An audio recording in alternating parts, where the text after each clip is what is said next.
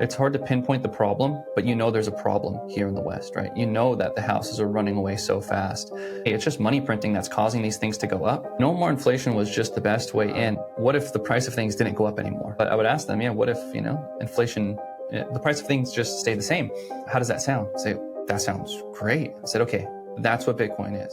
It's a future with no more inflation. You should look into it because, that's what it is. All right, Bitcoin shooter. Welcome to Bitcoin for Millennials. Brian, thanks for having me. I'm another millennial here, so we should be able to relate with our audience. Yes. I just finished your film. Thank you so much for sharing it. I thought it was incredibly well made. Definitely like top 3 Bitcoin film I've ever seen.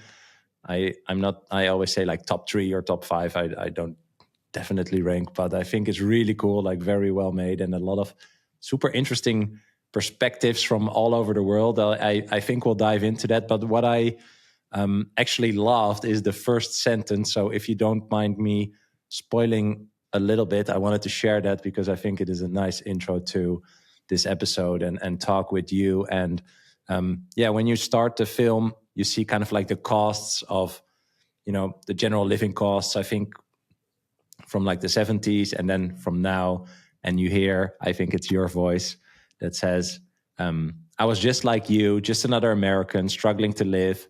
All I wanted was to have a family, but that felt more and more impossible because every day things get more and more expensive.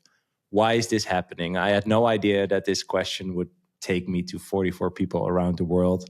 And, your film is made up of talks with these people, with all this extra footage, of course, to illustrate it. But yeah, man, just that start, like I absolutely love that you touched upon this because obviously it's also the theme of this podcast, right? Like the idea that something that has been sold, air quotes, sold to us by our parents or our grandparents, like this is how you build a life and create prosperity for yourself and get education and get married and build a family and get a house and all these things. Yeah, it's just not possible anymore, man. So I just wanted to applaud you that you went on this journey to understand what is going on, because I feel I'm attempting something similar in a different way, And I think I just really wanted to start with giving you those props because I think it's really cool, but also, just to ask you, like, where did this start? Like, when did you realize this was worth diving into? Like, what was your moment of action where you thought, okay, I need to share this with the world?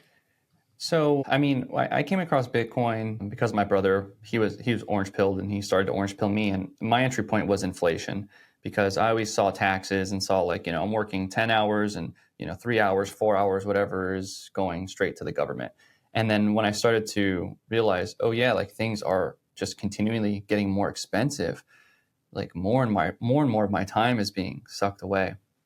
And so, I think like most people our age, like, I always looked at my father, and my father was able to, work like a lot, but he was able to, afford to have kids and have a family and everything. And so that was one of the things I kind of struggled with was like, am I not as good as him? Am I not as hardworking as him? How come I can't do this? And so, so inflation really, led me into Bitcoin. And then as I was going down the rabbit hole, I had fortunately done some work with Max and Stacy, and that exposed me to more Bitcoiners. And I realized, wow, there's so many people out there that are like just like me, going through the same thing. And so working with Max and Stacy ultimately led me to El Salvador. I went with them the first time they went. We filmed a few Kaiser reports and a few other things. And I talked to a lot of Salvadorans and was just starting to learn about the country and their story and their history. And when I got home, I just kind of felt like infected with their story. And I felt like I wanted to do something, make a film or something. And so I made a 10-minute film called Come Back Country, which Nayib Bukele reposted. And then that kind of like really kickstarted all of this process, adopting Bitcoin, invited me to come out and screen the film. And I talked to many more people, and they were really encouraging me to make a full-length film. So yeah, about 2 years ago, like October 2022, I started planning this film and raising money, started filming in April of 23, filmed all through, 23, 24, editing throughout the whole process, and then just published the film like a little almost a month ago. So yeah, that's kind of how I got on this path. I've been making short films for businesses for a long time, but going down the rabbit hole and learning about Bitcoin, and then producing a short film really just exposed me to the space. And then it's kind of become a dream come true, because as a filmmaker, there's nothing greater than making a full-length film, and especially one that can have such an impact. And so I thought Bitcoin was the most important thing that the world needs right now. And then inflation just seemed like the most relatable entry point in. So that's how I stumbled upon this. And then I wasn't clear in the beginning that it was going to be coming from my perspective, or I was going to add my story to it. But as the film was coming together, it just felt appropriate. Like, yeah, so many other people can understand what I've been going through, and I think it's a better way of approaching the film versus like, instead of just teaching people about Bitcoin, like actually just showing them stories and showing it from the perspective of me, and because I'm just like most other millennials, So yeah, Yeah. that's kind of how I got here. Love that, man. So many questions. One fun question: was nomorinflation.com, where everyone can watch the film, was that free or did you have to buy it? It was free, man. I mean, it was Wild. available. So yeah, it was like, That's funny. $12 or whatever, but yeah, pretty cool. That's Pretty funny. cool. That's funny that nobody ever thought I'm going to make a website that is called No More Inflation. Yeah, no, that was just a side thought, but I just wanted to know that because I mean, it kind of plays into, I think, what we can talk about, right? Like the entire fact that this is the biggest problem that anyone should understand, right? Before they can even entertain the idea of Bitcoin as a solution. So I love that you said that. And also, I think that's what Bitcoin does. Like it draws you in to kind of like put your skills and knowledge to work to help spread that message. And I think, the release of the film comes at the right time because especially in like a Bitcoin bubble, there's technical talk and all these different types of talks, but the general people first need to know what inflation is and where does that come from. It's like you show in the film, and we'll talk about that,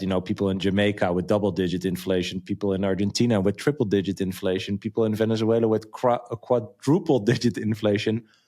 And I think people in the West have to realize that that is not a different money system than what we have, right? Like it's the exact same type of money system. So we need to realize that,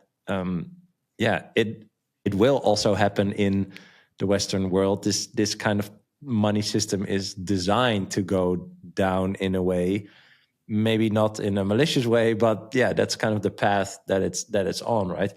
And I wanted to ask, like, how do you feel talking about this with your friends or like other millennials in the West that don't really know this is coming, but they do have a problem, right? They cannot afford a house. They are not having families. You see the birth rates plummet, etc. Like all these effects, but people are totally unaware of why that is happening. And how do you experience talking about that with your friends? So I think that's kind of how the whole idea came about, because Bitcoin solves different problems. And so like if you're in a country where there's a dictatorship and you're used to your bank account being frozen, then that's a nice use case for Bitcoin. Like, oh, this is money that can't be frozen. Okay, great. But we don't really have too much of that here in the West for the average person. So no more inflation was just the best way in. I mean, with my friends or with like a cashier that I would talk to, for like 10 seconds, they see this hat or something like, oh, Bitcoin, what is that thing all about? I'd say, well, I have 10 seconds, right? So it's like, well, what if the price of things didn't go up anymore, right? I mean, they're not ready to hear like, what if the price of things goes down? Like, that's just like, now you're talking Next crazy stuff, right? step. Exactly. So no, you can't go that far. But I would ask them, what if, inflation, the price of things just stay the same?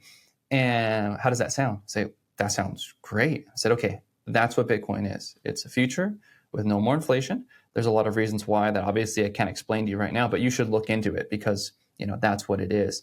And so again, I just found that as the entry point, and like you're saying, because it's hard to pinpoint the problem, but there's a problem here in the West, right? That the houses are running away so fast.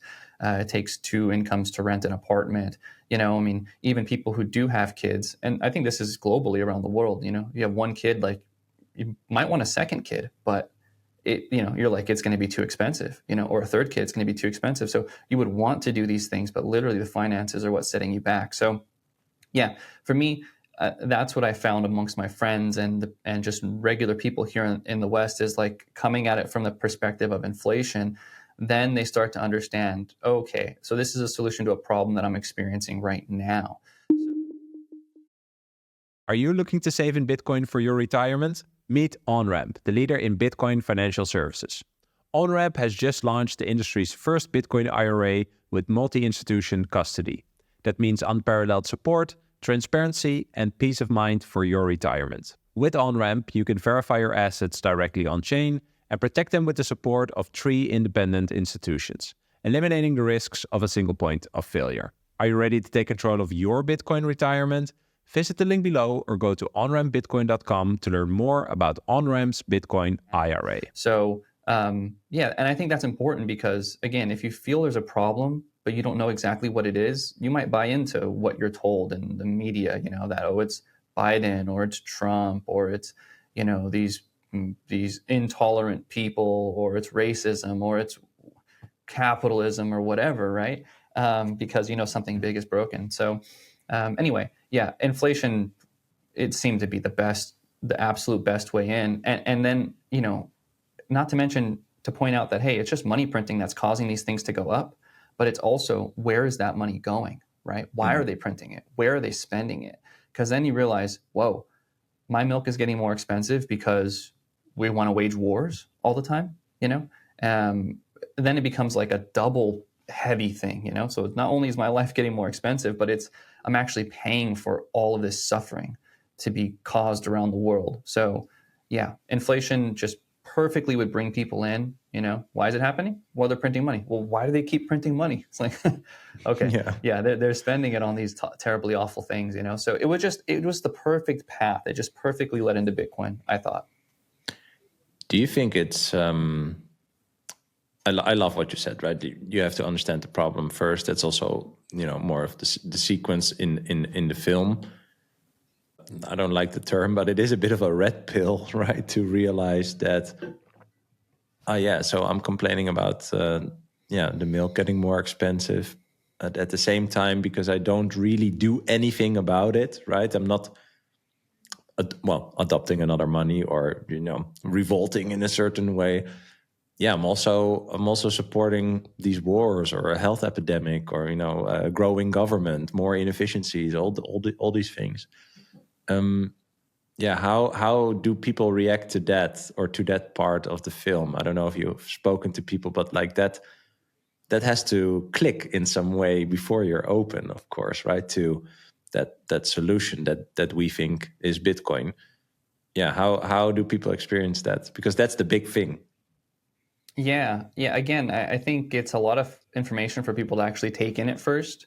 But, again, the film touches on things that everybody cares about. Most people don't want to wage war, and most people are dealing with health issues themselves or have parents or grandparents that have had, diabetes or cancer, all kinds of things, and most people care about, poor people. Like if you live in a country that's poor, like they care about exploiting them and not wanting to exploit them, So I think that's one of the great things is the film is not political whatsoever. But it really does expose the problem. And so I think like most things, a few people have watched it and like literally been like, okay, like where can I buy some Bitcoin?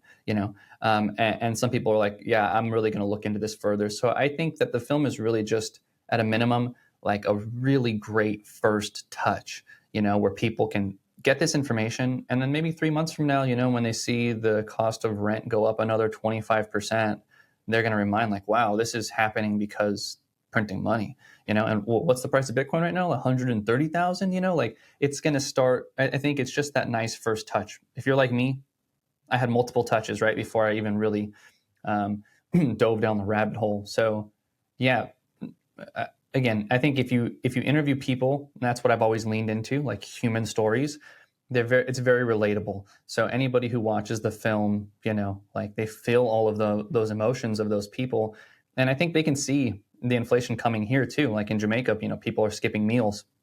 and having health problems because they can't afford, like a quality diet. And I think we're seeing that here. People are getting crunched, and they think like, I'm already, going month to month. Like if things keep getting more expensive, what's going to happen? Well, either the government's going to step in and start subsidizing everything, or you're going to skip meals. And if the government starts subsidizing stuff, it starts to look a lot more like Argentina, doesn't it? And then if they do that, then inflation gets even worse, and then that starts to look more like Venezuela. So yeah, it's a lot to take in, but again, I think it's because everything was explained very simply and through other regular people's stories. They're able to actually grab onto it. So yeah, so far the response has been incredibly positive. Awesome. Yeah, I think it's like we live in luxury, but we don't realize it, and we also don't realize that we are living in luxury because in some random way we live in a country that is apparently profiting off exporting the inflation to other countries, right? But as mentioned before, these people have a similar money system. Yeah, you just mentioned Jamaica, but it's even worse in Argentina and even worse in Venezuela. What are like some insights or experiences of the people that you've spoken there? I maybe start with the example of what you said, like people are waiting in order to buy food or not, that gives has certain effects, right? If you eat less, but you still have to work. Like, what are some of the experiences that you heard that stuck with you? Yeah, so like in Jamaica, for example, like I was mentioning, people are skipping meals, and also like at that point, like you really start to crush hope. Like people just are like scraping by, and they don't expect it to get any better, right? They expect it to get worse, and so you kind of really get in this, high time preference, right? Where like you're just focused on today, right? You're just today or tomorrow. And then in Argentina, something that didn't make the film, but I heard from a store owner, like a market, is that he spends 4 hours a day, like determining his prices every day, 4 hours. That's completely unproductive, right? It doesn't make him any money doing that. And then, yeah, like some cities, 85% of people work for the government in Argentina.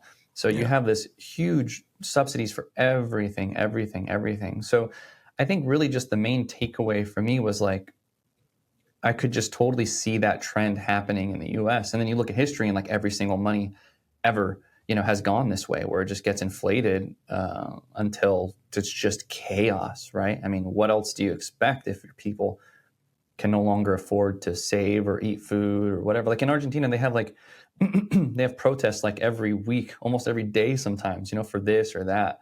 So that was really just the main takeaway. I just saw a lot of these people like, they're just like me, and they're just living under these circumstances that seem to be coming our way. So it was like humbling, and I was also grateful for my situation. I felt like less like complaining about what I have going on over here. But at the same time, especially if you don't know about Bitcoin, it's like, man, hopeless, completely hopeless. So I think that was really my main takeaway, was just like, these are all people just like me. And if I was born in the places that they were born in, I'd have to struggle the same way that they're doing it. So yeah, that was the real thing, seeing it coming for us, Yeah. Yeah, I had a similar feeling where I felt like I'm so so lucky to have found Bitcoin. So lucky to have been able to find a tool that helps me to protect myself and my family against this inevitable thing that's just keeps on getting worse and worse. But yeah, in the film you see the images of the people who are really struggling, and there's this part about Argentina where you talk about that people lost everything they had overnight, right? Like that, you have 100% inflation. Basically, all your savings are worthless, and groceries were like 500 pesos, and then now 500 pesos is basically some one pack of yogurt or something, right? Like it's just so unimaginable almost to see that and kind of try to like I have empathy for these people, but I don't even know how to feel it or something. It's just really crazy to imagine that. Yeah, these are just other people like us that experience this, and it makes me feel really grateful, and really made me realize that I'm super happy, but also even more committed to talk about this thing more. Right, like there needs to be something different. I remember in Madeira, where with the Bitcoin conference this year, I met a guy, I forgot his name, but he was from Venezuela, and he shared that he fled the country, that Bitcoin enabled him also to take whatever capital he had with him. And yeah, he just shared about like the protests and people getting shot and his friends getting arrested because they said something about the money or the inflation, right, on social media and stuff. And I had the same experience. Like I feel for you, but I just cannot imagine that this is real, like what you're talking about. And so I think, you really portray that very well in the film, and I think that's going to be a big eye opener for people to realize that it's not really different than what we have here. But yeah, how do you think we can prepare or act upon having this knowledge? Besides, maybe Bitcoin is the only solution, but like what can we do, because it will get worse and worse? Yeah. Yeah, well, that was kind of the whole point of making the film. I knew this financial disaster was going to come, and selfishly, I want the transition to be as smooth as possible, right? For me and my family and everything. And I felt like the best way to do that is to have as many regular people possible enlightened to what Bitcoin is and start to accumulate even just a little bit, right? Because the more decentralized the wealth is, the more strong people there will be during whatever difficult transition this is. So in my mind, Bitcoin is really the only solution for this. It's the only thing that each individual can do to at least save some of their money and secure some type of oxygen mask for themselves while we go through this. And especially with institutions getting involved and governments getting involved, I think it's another reason why it's a great timing for this film, because the film is really targeted towards the average working class person, right? That's the perspective it comes at. Everything is put in basic language for them to be able to understand. So I'm hoping to help them front run, governments, because again, like, even if you can't save that much, maybe you can save a few $100 or $500 or $1,000 or $10,000 and put it in Bitcoin. And if you hold on to it for a few years, we may be going through a crazy appreciation in the next few years. And so I really truly believe that Bitcoin is the only solution. I've talked to many Bitcoiners that were involved in politics with Ron and Rand Paul, who are some of the best, maybe only good politicians out there. But you just can't win in the system. You can't win in someone else's game where they make the rules and they control all the money. As long as they can print money, they can incentivize people to do what they want. And maybe you're a good doctor and you don't follow exactly what they say, but they'll find somebody else who will be willing to just toe the line or bend their morals to follow along. So again, in my mind, the only thing I see is Bitcoin. And I think it's also a reason why, like, I think Max Kaiser says, like, every Bitcoiner is a human rights activist. And I think so too. Like, all of us that are accumulating, and even if you're not spending, I know there's a big push these days to talk about spending your Bitcoin, and I'm not against that. I spend Bitcoin. But even if you're just holding it, you are, part of that defense. You are holding the line. You are helping, the price continue to climb, which draws in more attention, which draws in more people, which gives them more exposure to Bitcoin. And so I think ultimately, whether you're somebody coming in for the first time, best thing that you can possibly do is just stack as much Bitcoin as you can afford to hold for the next 4 years, 5 years, 10 years, whatever.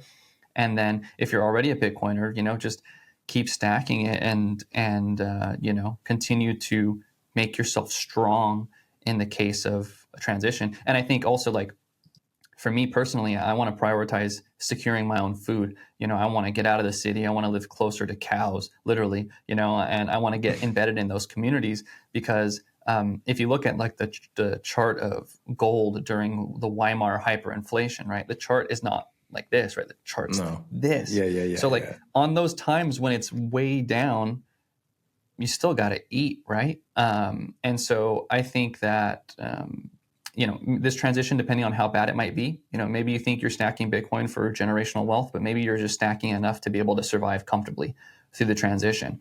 And so, again, I think that's why I wanted to try to reach normal people, because I want the transition to be as smooth as possible. I want there to be as little suffering as possible for them, but also for me. So yeah, to answer your question, Bitcoin is the answer. And the more people we can get to understand it, and to understand like money printing bad, when they say, oh, how do we have money to send to Ukraine, but we don't have money to fix our problems here? It's like, dude, they don't even have the money. It's not in a vault, man. They're just printing it. And so I think making that connection on its own is very powerful, but then also coupling it with the solution of, hey, this is money that can't be printed. So yeah, Bitcoin is a solution. And I think, even if you're a wealthy person, like one of these TradFi guys, you should want to reach the average person too, because your wealth is in your city. Your wealth is in the people who cook the food and who clean up and who drive the Ubers and who make the airplanes and all that stuff. You want those people to be strong and to be happy too. Because like, if you're a chef, man, and you're just barely struggling to live, like, they say food is made with love, like the food's just going to get worse, man. Because how could you make good food if you're unhappy and worried about all kinds of things? So anyway, I think that's the answer. Bitcoin, and really just getting it to as many regular people as possible. Yeah. I mean, if you're incredibly wealthy, but there's no one to do anything for you of quality, then, it's going to be And what's hard. wealth, right? I mean, then you have to really ask yourself, what's wealth? Is it numbers? It's not numbers. It's not numbers. It's not 100%. Satoshis, it's what it gets you. Yeah. Yeah. What you said about, even having a little bit of your net worth in Bitcoin will help you from that downside risk that exists, because it has happened all over the world, which is 100% inflation from one day to the other, right? There are real examples of that. So I think it's also important to share, like, you don't have to buy one Bitcoin. You don't have to go all in on Bitcoin, right? Like go in at the level of understanding that you have. And as you're alluding to, the prime understanding is this is a protection against a scenario that is very likely to happen. So it's up to you to decide how big of a protection you want that to be. But there's a non-zero chance that, we will go into this Weimar style inflation or have 100% overnight inflation. And if you don't have anything to protect yourself against that, then that is even worse than taking a little risk on something that you might not truly understand yet. But I think what we see with a lot of people is that once they get into Bitcoin and they start really going down the path of learning about the topic of inflation and what is money and value and property and ownership and stuff like that, then they will realize, and I liked your example where you said, like, they're spending money on something that I don't really like. And that is very true, but you're also paying for it. Like once you swallow that and integrate and accept that, then you're like, okay, this is really a thing that can help me protect my individual life and therefore my family's. Yeah, and I think the timing is perfect, because I think a lot of people who voted for Trump think he's going to save the day, and he's going to finally reduce inflation. But I mean, I don't see how it's possible. And he came out the other day talking about how interest rates are too high. So it's like, I think that more people, right? So I think more people will become disillusioned, because they're thinking, okay, yeah, cool, Trump's going to get in, things are going to get better. But when they don't, well, he couldn't even fix it even if he wanted to. Right. This path is created and the end is already predetermined. Exactly. But he's made that promise, right? So when those people who believe in him see that the problem is still there, then I think they're really going to be lost. And so, but sometimes you need to have that rock bottom, right? You need to feel scared, to actually be like, okay, I need to do something. I need to take something, seriously. So that was really the whole point of the film too. No more inflation. Doesn't mention Bitcoin at all in the title. Doesn't mention Bitcoin at all for the first half of the film. It's really just illustrating the problem and illustrating and pointing it specifically on this is happening only because money can be printed. And it's just perfect segue into, okay, well, what if there was a money that can't be printed? And so I really think with the price of Bitcoin going up, with inflation going up, with Trump coming into the office and supposedly going to be the guy that saves the day, when that doesn't happen, I think, Bitcoin is primed and ready for these people to adopt it. So I'm hopeful. I am very hopeful. Quick question. If you have your Bitcoin in self-custody, where are you keeping your Bitcoin seed words? For me, there's only one way, and that's backing up my seed phrase with stamp seed. It's a single durable plate without any parts or materials. Stamp your words into solid titanium, which is fire-resistant, water-resistant, and built to last. Unlike etching or engraving, stamp seed's patented tools help you to deeply stamp every letter for permanent readability, making it easy for you to protect your generational wealth. Don't risk losing your seed phrase on paper. Get a stamp seed plate for unmatched protection. You can use code BRAM, that's BRAM, for 15% off at stampseed.com.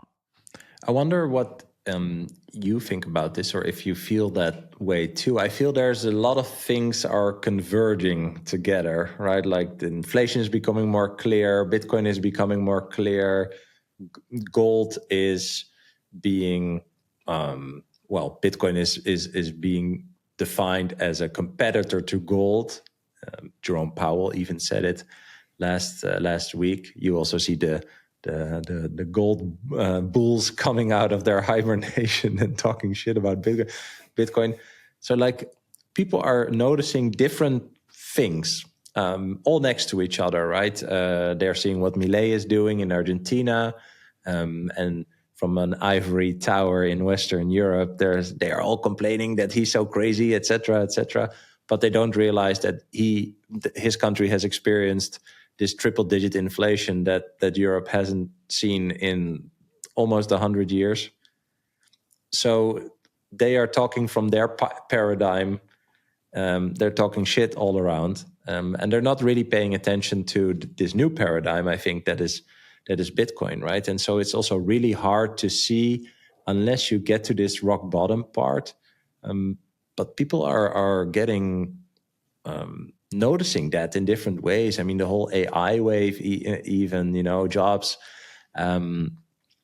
disappearing, etc. So I feel like there's a lot of things happening together and they're converging. And I don't really know what the pace is, but it feels that roaring 20s might be a good definition for this all coming together. Yeah. Do you see something like that too? I think so. I think like, they talk about frogs in the pot, right? Like if you keep the water, not so hot, they don't really realize that you're boiling them. But if you go too hot too fast, right, they're going to jump out of the pot. So, I don't know what the future is going to hold. It seems like everything is lining up for civil unrest. And so in the past, the government has been able to point the finger at different people. Think in the Soviet Union, they pointed at the farmers, and people went and killed all the farmers and took the land. And then, of course, they don't know how to farm, right? That's what the farmers do. And then so they don't make any more food, and then people starve.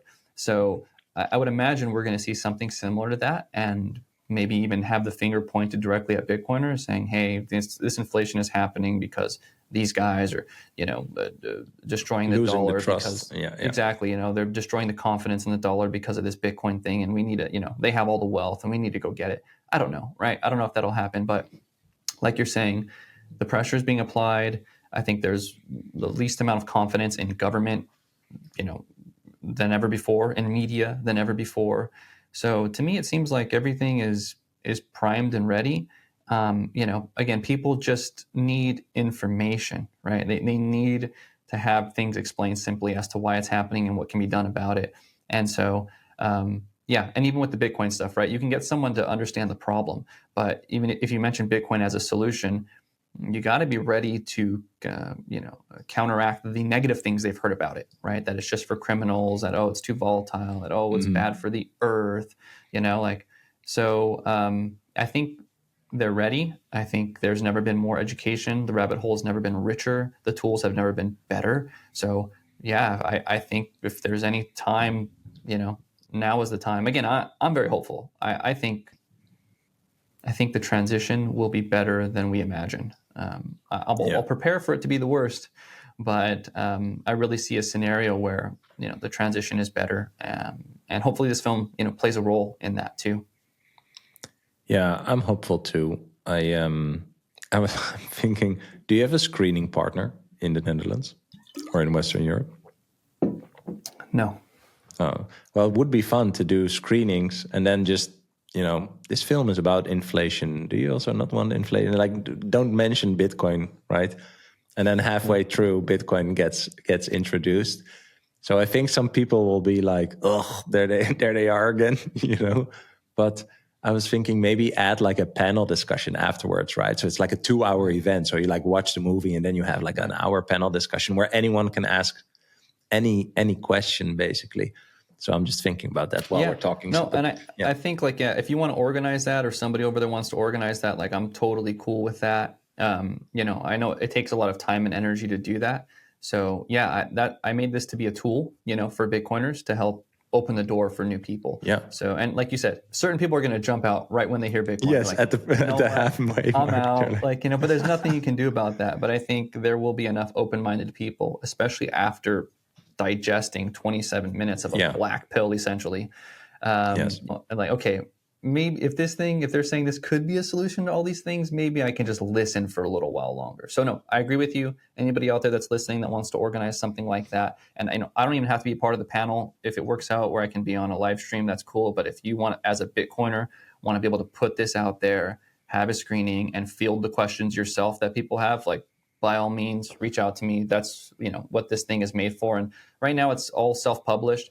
But as more people are watching it, more opportunities are coming, and so I'm hoping that eventually it'll be on a big platform like Netflix or HBO or Amazon or Joe Rogan or something. But until that time, until someone has licensed it or something, I want as many people to see it as possible. Again, the number one thing is to smoothen the transition as much as possible, to get as many regular people understanding Bitcoin and getting it as possible. And so, yeah, if you want to do that, if you want to commit time and energy to organizing that, and stand on me, man, I'm with it.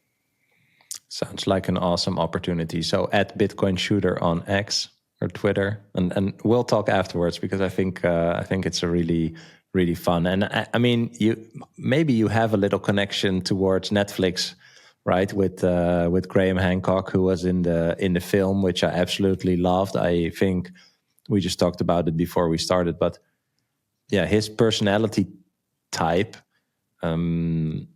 just the curiosity, I think, is what really is inspiring for me, and I think also for you, right? To see how he goes down, in his case, the ancient civilizations path, but he did a lot of other stuff, as the journalist that he is. Yeah, how was it like getting those guests and talking to these people? Like, how do you talk to 44 people around the world in person with your gear about this topic?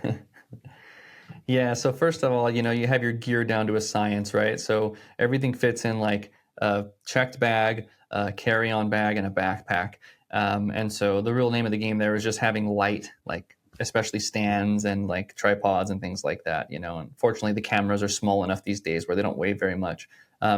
But every location is different. Fortunately, there's Bitcoiners all over the world. So whether it was in Jamaica or Argentina or Venezuela or Kenya or El Salvador or Latvia or wherever, there were people there on the ground that could help tell me where to stay, where not to stay, where to go, how to connect me to certain people, and help me, line up interviews. And so, with regular people like in Jamaica and Venezuela and Argentina, it was like a matter of just interviewing as many people as possible, because you never really know what the person's story is going to be, how they come across on camera and everything like that. So I probably interviewed a dozen people in Jamaica, I think like 24 people in Argentina, and so that's kind of how that goes.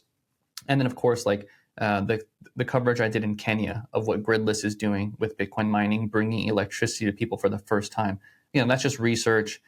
I saw the CEO, Eric Hersman, was speaking at Bitcoin Miami. So I went to Bitcoin Miami, attended his speech, talked to him afterwards. Hey, I'm making a film. I want to come out and film what you guys are doing out there. So that was great because they had a little event going on and they just plugged me right in and like it was perfect. And then with Graham Hancock, it was just something that I saw him speaking at an event close by. So I went over there and lurked for a couple of days until I had like a 10-second opportunity to tell him, I'm making a film about foreign aid. I know you wrote a book about it, Lords of Poverty in 1989. I want to interview you about it. You open to it. And then it didn't quite line up that easily. He did give me his contact information, but there was a bit more hustle and luck that had to come into actually getting that interview with him. But that's how a lot of this stuff went. Some things I planned and they went just like I planned it. And other things were just kind of like, being open to the universe, being present and, knowing when to be calm and knowing when to be vigilant, and push. And just a lot of planning. That was probably the most difficult thing, was really taking the full scope of the film and then being aware of what I needed to pick up or what opportunities I could pick up different things in different countries, and kind of keeping that all in a coherent, Exactly. That was the trickiest part. But otherwise, leaning on other Bitcoiners to help me with contacts and then just just luck and hustle, just pushing, Yeah, awesome. Yeah, like the biggest goal is, of course, to have it on a bigger platform so more people can see it. Is there any progression in that, or like what do you need in order to get there? Like, is that some sort of pitch, or like how does that work? So the film has been submitted to Angel Studios. Angel Studios is the only one that has like a formal process of how you can approach them. For people that don't know, Angel Studios does like the Tuttle Twins animation. It's like a kid's cartoon. It has had a couple of Bitcoin episodes. They did The Sound of Freedom, which was probably their biggest release. So they're a pretty legitimate platform. With Netflix and the others, it's kind of like there's gatekeepers. You have to know somebody who's worked with them before, know somebody that can plug you in. So of course, Graham Hancock has his show on Netflix. And, I didn't even consider that angle when I was first trying to interview him. I just wanted to have him talk about foreign aid. But, he since has seen the film. He's happy with it. But, something like that, being introduced to Netflix, something is kind of a big ask. So I haven't, I have mentioned it to him and he said that, he would be willing to help me with that. But I'm not pressing him on it. I figured it'll come when it's ready. But, it's only been out for about a little less than a month, the film that is. And so people are still seeing it, people are busy. And so more connections and more doors, more conversations have been coming in. Nothing crazy fruitful yet, but who knows how it goes, right? Like Adam Curry, for example, the Podfather, he's a Bitcoiner. He's been on Joe Rogan a couple of times. I recently shared the film with him. He said he'll watch it too. So you just never know what's going to happen.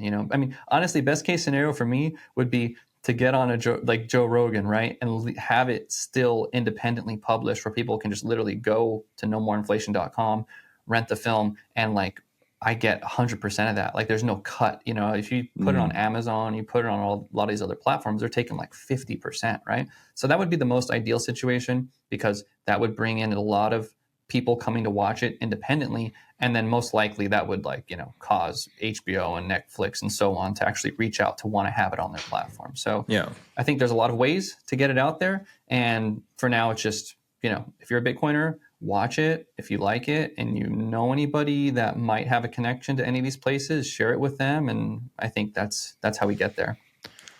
I don't think Elon listens to this podcast, but why isn't there a feature to stream films like on X and then you just pay with your X account or something, like you can watch a trailer? That should be pretty disruptive actually to this entire Netflix platform situation. But that's a side fault. But I mean, it would be, that's interesting, right? Like, of course you rent it out, like you need to recoup some investments and stuff. And there's that makes a lot of sense, right? But it's an interesting trade-off versus the opportunity to be on something like X or other decentralized platforms where you can actually have tens of millions of views on something that is of high quality and inspiring and informational, right? Yeah, that's the main goal. Yeah, and having it on the website now behind like a paywall, leaves those Yeah. negotiations for a Netflix kind of deal to happen. And for people in other countries, that $10 is a lot. I've already made it known that if there's Bitcoiners over there that want to organize a screening, like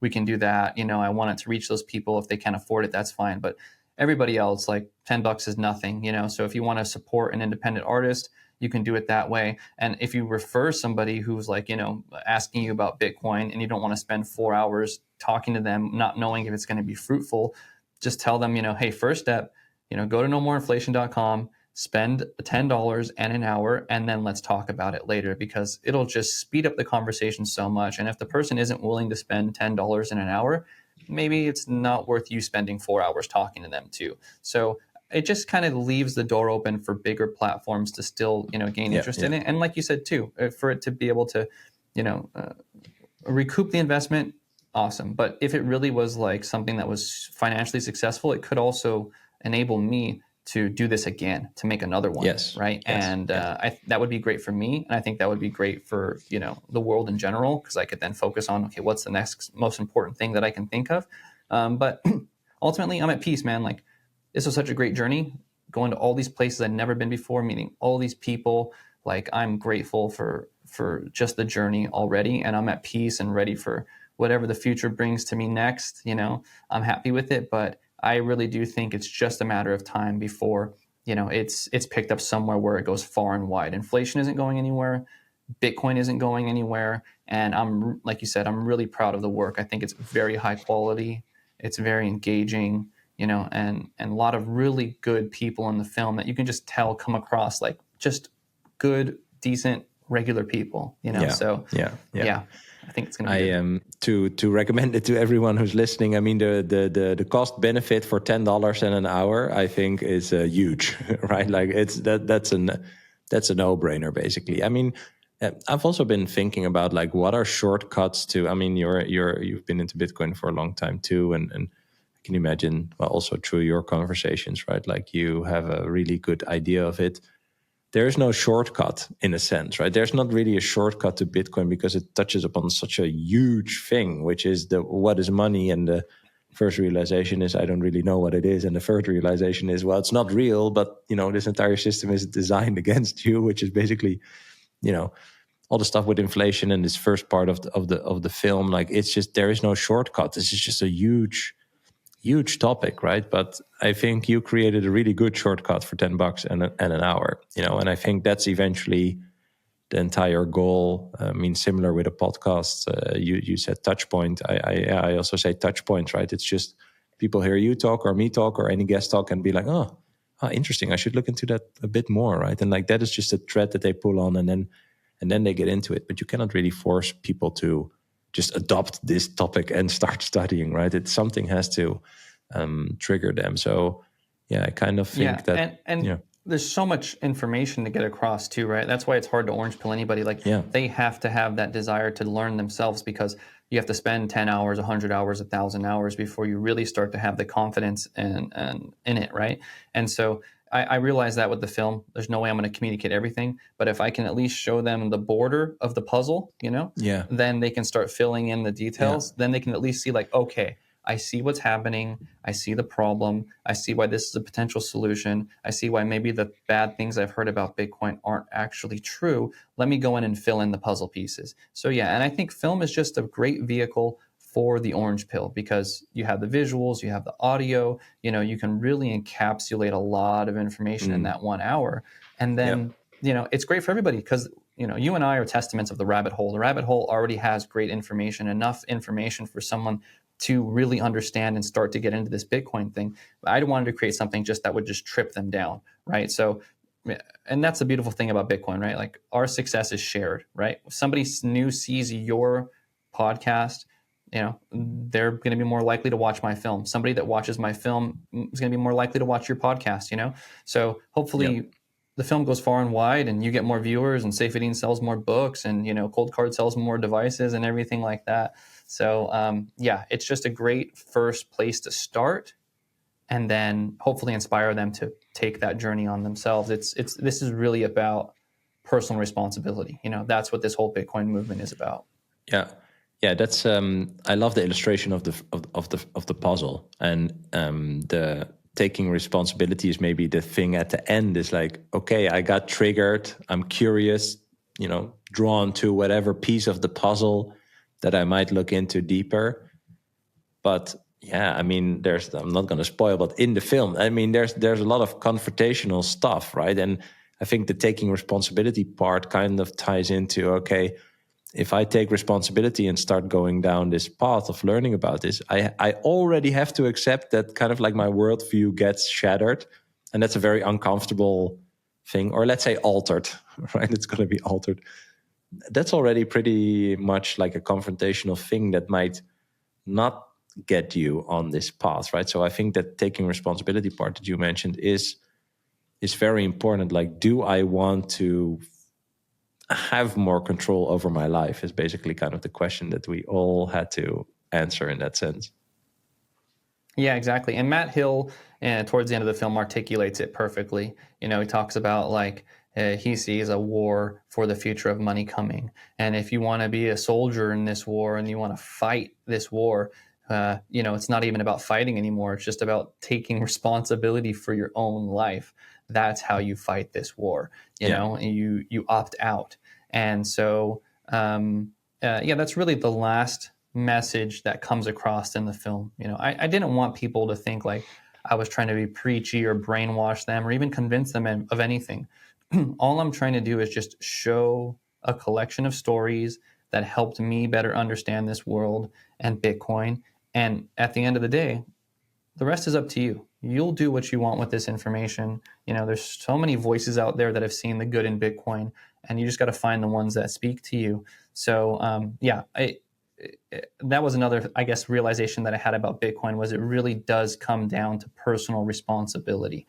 And I like the fact that that's how the film really ends. It's not like, you're getting some advice from people. Bitcoin. It is a little bit like, hey, buy a little bit, see how it feels. But ultimately, it's up to you, And I think that's the best way to approach Bitcoin. Yeah, you said tune out. I had and like this war for money. I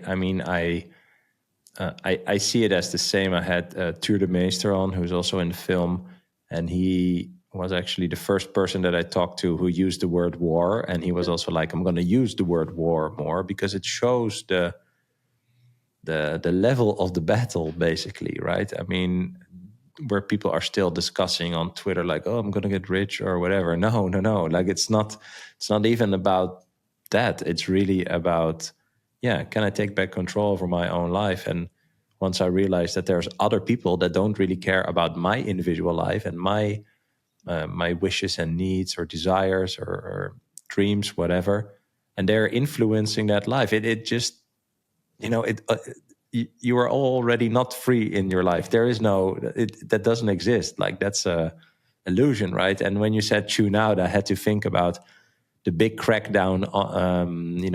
When was this? In the 70s, late 60s. Timothy Leary and the whole LSD movement and the psychedelics movement in the US, right? Where he said, turn on, tune in, drop out. And he basically, he at one point, he just disappeared.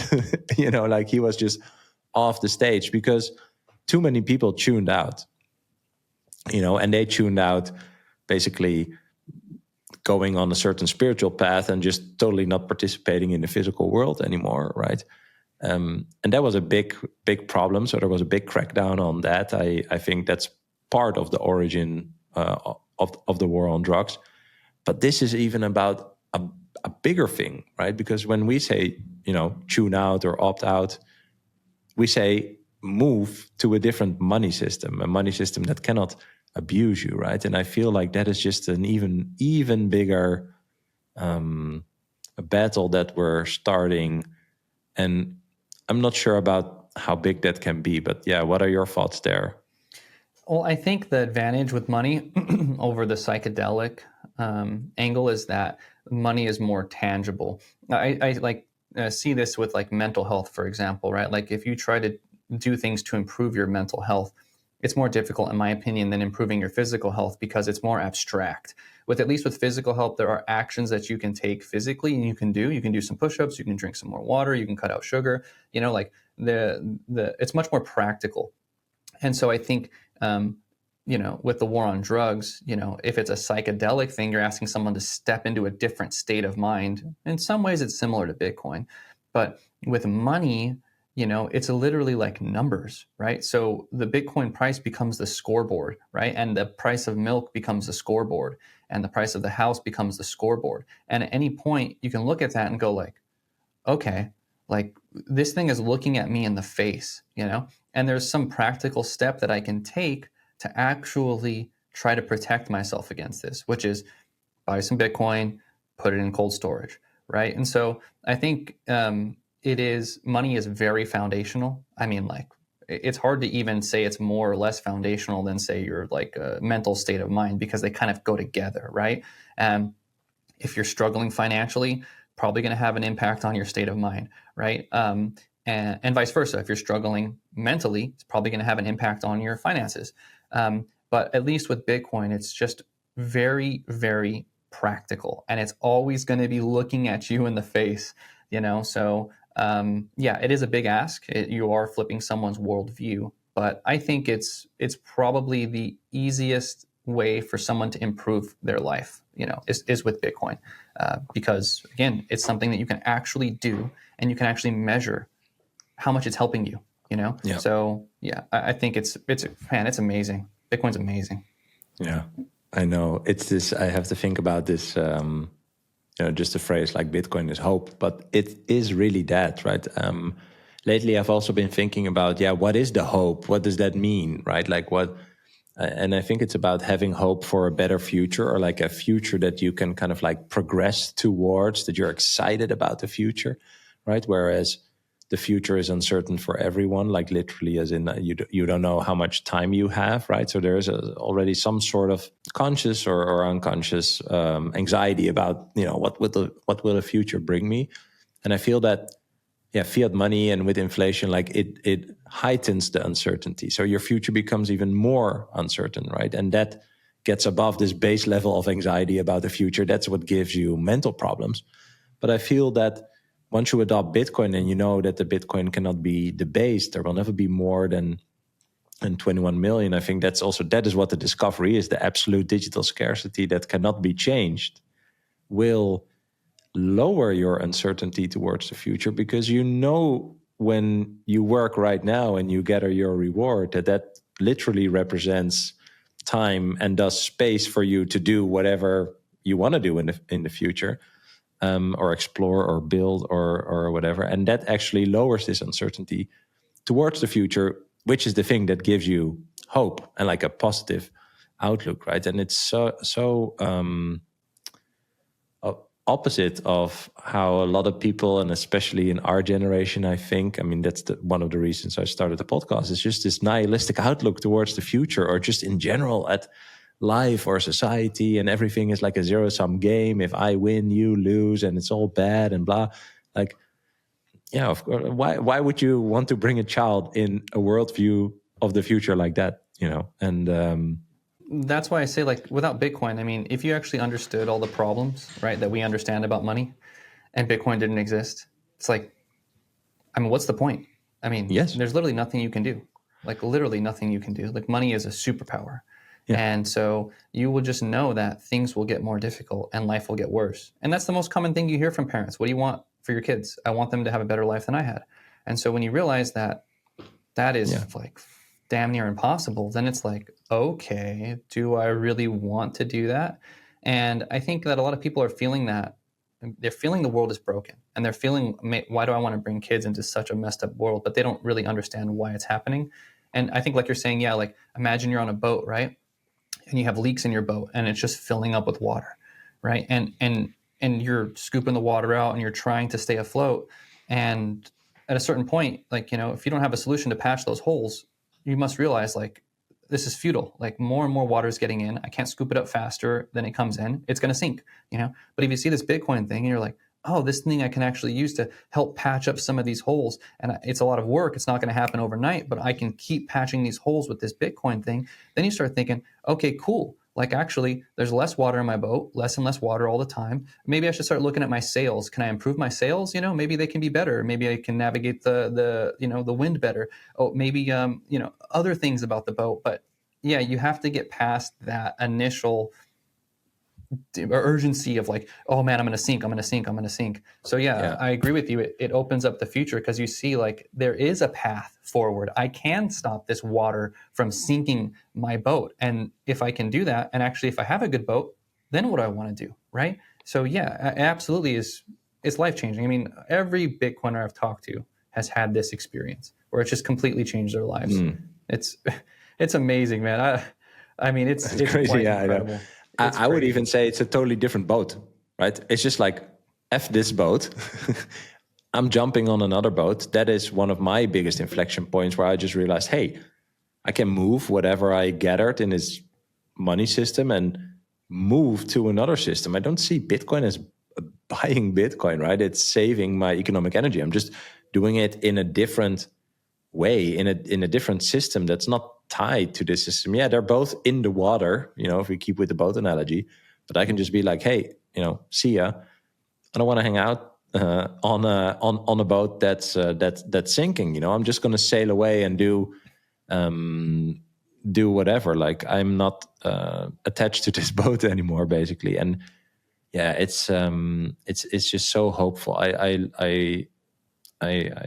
I think it's a scary thought as to what you said, like without Bitcoin, like there is no purpose. Like the whole fact that people go against what is our biology, right, to procreate because of a circumstance that's created by a system that's created by other people, it's just such a wild thought to me. But I'm also realizing that not a lot of people, I don't know, they cannot visualize that in a certain way, right? Or kind of like, structure that in a way that they understand what I'm saying right now. But I think it's just really sad that, you give up on whatever is programmed biologically in us because you cannot execute that function in the environment that you're in or something that's created by other people, right? Like, dude, like I don't know if that's deep or something or too, I don't know.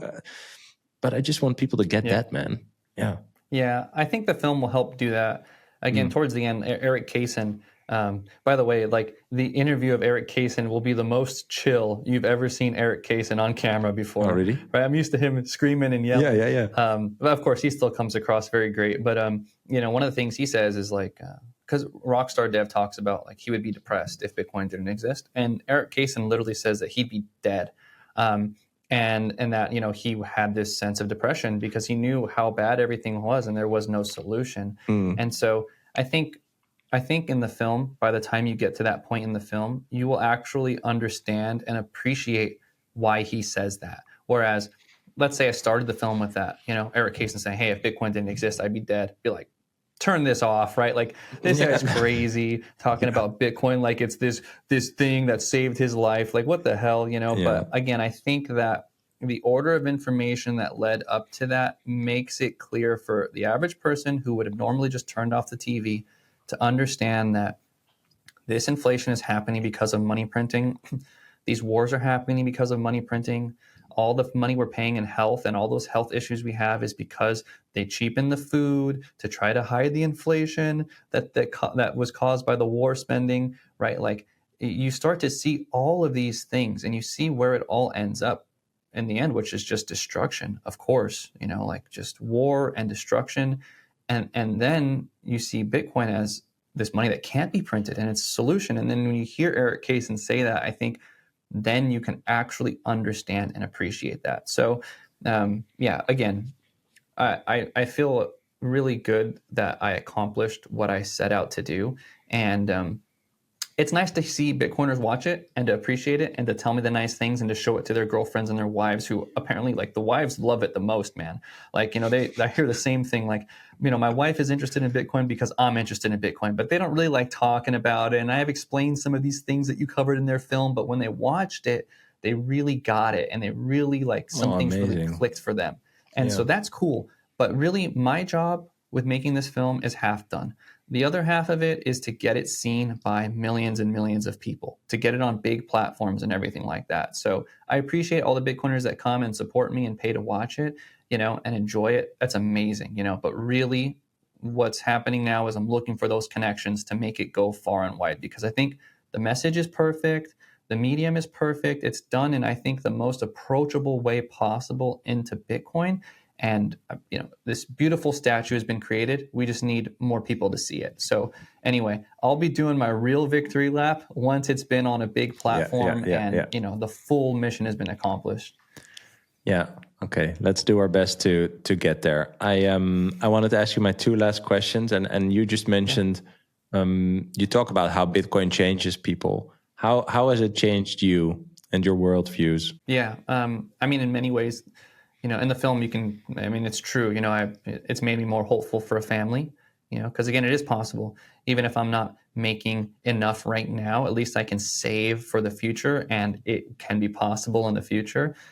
So that's been huge, right? Obviously, like wanting to have a family, but it's changed how I eat. I'm nearly entirely a carnivore now, because it just makes me feel great. I feel so much better, have way more energy, I'm way more willing to exercise.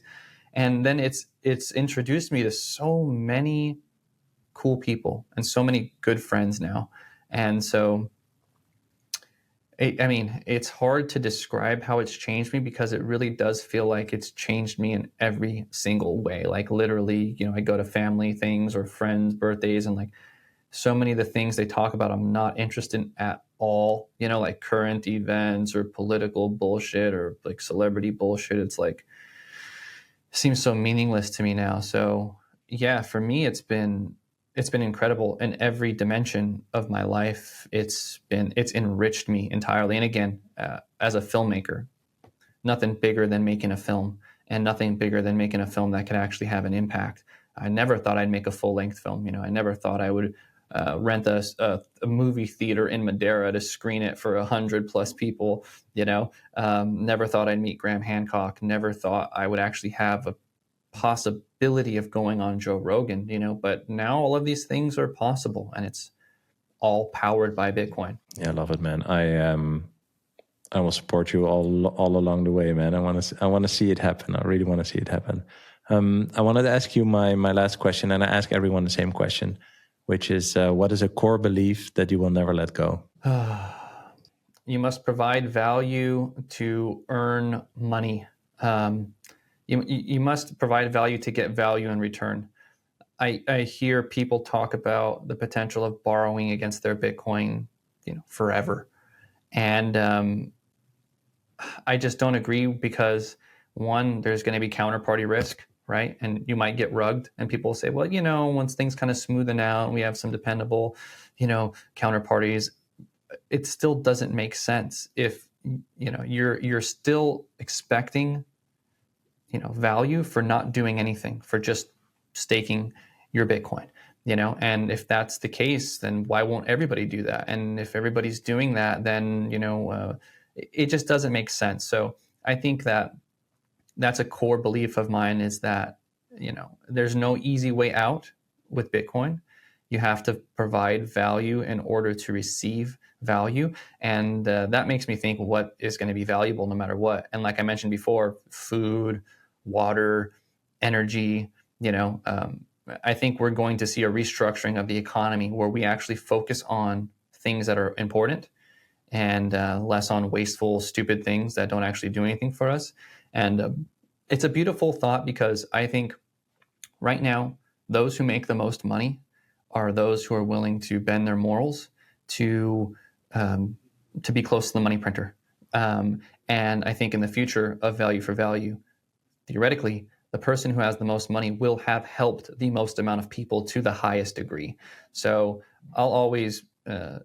I think I'll always believe in that. And I think if you think that your stack of Bitcoin, you're going to be able to loan against it and get fiat for it and live a life without having to work, just sitting on your stack, I think you're going to learn a hard lesson. So that's what I would say.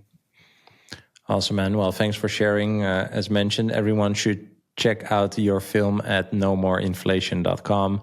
It's only $10 and 60 minutes. I think it's one of the best shortcuts you can take in order to start getting into Bitcoin and protecting yourself and give yourself hope for the future. So I applaud you. Thanks so much for making it, and thanks so much for coming on, man. I enjoyed it talking to you. Thanks, me too, man. And thanks for what you do. I know it's a grind also, you have to consistently do this and book people and have the conversations, and we're all a team, we all play our different roles. And so I appreciate you having me and giving me the platform. And who knows, you might expose me to the person that makes the connection that gets it out there far and wide. And do so, it. yeah, I feel the same way towards you, man. We're all doing what we can do. So I thank you too.